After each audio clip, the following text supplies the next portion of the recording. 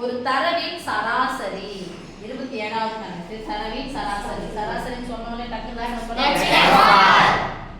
ஒரு தரவின் சராசரி மற்றும் மாறுபாட்டு கேள்வி. மாறுபாட்டு கேள்வி சொன்னோனே சிக்மாவா ஈக்குவல் போட்டுக்கோங்க. அடுத்தது சிவி ஈக்குவல் டு முறையே சொல்லிட்டாங்க. அப்போ ஃபர்ஸ்ட் யாரை சொன்னாங்களோ அவங்க ஃபர்ஸ்ட் நம்பர் போடணும். ரெண்டாவது யாரை சொன்னாங்களோ ரெண்டாவது நம்பர் போடணும். சரியா?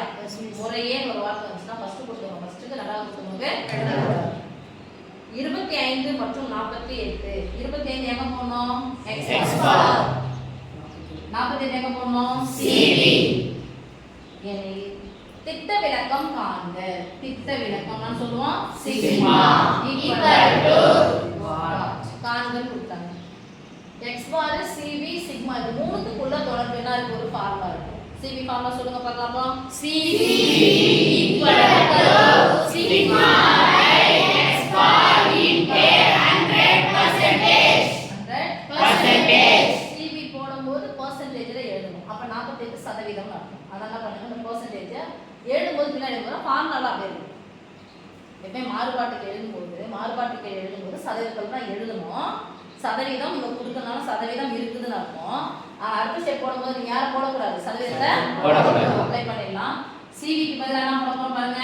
48 ஈக்குவல் டு தெரியாது 25 இன்டு 100%. பர்சன்டேஜ் போனா போட பாருங்க. ஏன்னா இங்க சிவினாவே பர்சன்டேஜ் தான் போகும். இந்த பர்சன்டேஜ் அந்த பர்சன்டேஜ் என்ன ஆயிடும்? கேன்சல். ஒரு பின்ன எண் ஒரு முழு எண் நடுவுல பெருக்கல் வந்துச்சுனா 25 ஒரு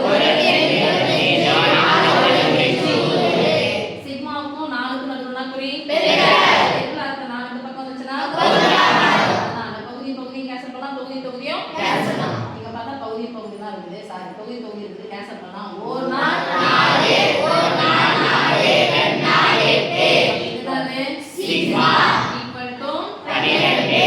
சிக்மாங்கிறது திட்ட விலக்கம். அப்ப தெரியும். ஓகே.